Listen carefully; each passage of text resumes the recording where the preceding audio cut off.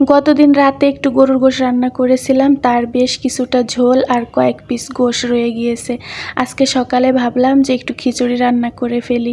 এভাবে খিচুড়ি রান্না করলে কিন্তু ভীষণ মজা হয় খেতে। আমরা যেহেতু সকাল সকাল নাস্তা করতে বেশি পছন্দ করি না, তো একটু বেলা করেই খাবারটা খেয়ে নিয়েছিলাম আর ভীষণ মজা হয়েছিল। আসসালামু আলাইকুম, সবাইকে ওয়েলকাম করছি নতুন আরও একটি সিম্পল লাইফস্টাইল ব্লগ ভিডিও দেখার জন্য। আশা করছি আমার আজকের ভিডিওটি যে যেখানে বসে দেখছেন সবাই অনেক বেশি ভালো আছেন এবং সুস্থ আছেন। আমিও আলহামদুলিল্লাহ বেশ ভালো আছি। আজকে মনটা ভীষণ ভালো। আজকে আমার ছোট ভাই আসবে ঢাকাতে, তো ভাই বোনের আসার কথা শুনলে কিন্তু মনটা এমনিতেই ভালো হয়ে যায়। আমার কাছে তো যেদিন আমার বড় ভাইয়েরা ফোন করে সেদিন অনেক বেশি ভালো লাগে। মনে একটা সাহস আসে যে আমার ভাইরা আমার খোঁজ খবর নেয়, তারপরে আমার সুখ দুঃখের কথা জানতে চায়। আমরা 4 ভাই বোন, তবে সবচেয়ে বেশি সখ্যতা হচ্ছে আমার ছোট ভাইয়ের সাথে। আমার দুঃখ কষ্টের কথা আমি নির্দ্বিধায় ওর কাছে শেয়ার করতে পারি, আর ওর কষ্টের কথাও কিন্তু ও আমার কাছে শেয়ার করে। ওর কোনো কিছু হলেই কিন্তু আমাকে ফোন দেয়, আমার কাছে বলে, আর আমার অনেক বেশি ভালো লাগে। সমস্যার সমাধান করতে পারি না, তবে আল্লাহ তাআলার কাছে মন থেকে অনেক বেশি দোয়া করি আল্লাহ যেন আমার ভাইদেরকে অনেক বেশি ভালো রাখেন, সুস্থ রাখেন আর সহি সালামতে রাখেন। আমার ছোট ভাইটার প্রতি আমার একটু বেশি ভালোবাসা, তার কারণ হচ্ছে আমার আব্বা যখন মারা যায় তখন আমার ছোট ভাইটা অনেক বেশি ছোট ছিল। তো আমরা যতটুক আব্বার আদর পেয়েছি আমার ভাইটা তেমন পাইনি। তো ওর মুখের দিকে তাকালেই আমার বেশি এই কথাগুলো মনে পড়ে।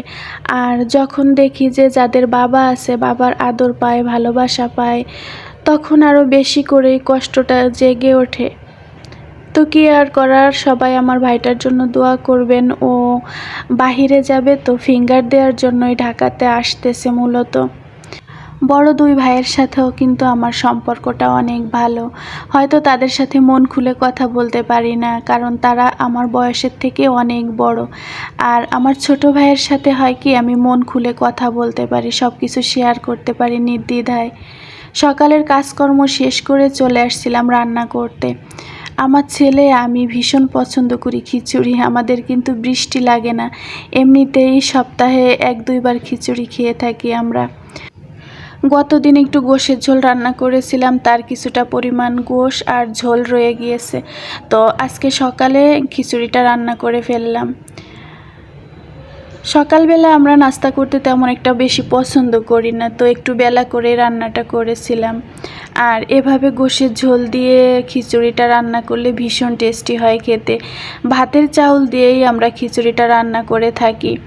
আর 2 প্রকার ডাউল দিয়েছিলাম, মুসুরির ডাউল আর হচ্ছে মুগ ডাউল। গোশের ঝোলটা খিচুড়ির সাথে ভালো করে মিশিয়ে নেড়ে চেড়ে তারপরে আমি এই যে পাতিলে দিয়ে ঢেকে রেখেছিলাম, আর বেশ কিছু সময় দমে বসিয়ে রেখেছি। এখন প্রায় 10:30 11টা বেজে গেছে, খাবারটাও খেয়ে নিব। আজকের খিচুড়িটা দারুণ মজা হয়েছিল, আমার ছেলে ভীষণ পছন্দ করেছিল। তো ও কিন্তু একটু লেটকা খিচুড়ি খেতেই পছন্দ করে। তো আজকের ভিডিওটা এই পর্যন্তই থাক। সবাই অনেক ভালো থাকবেন এবং সুস্থ থাকবেন।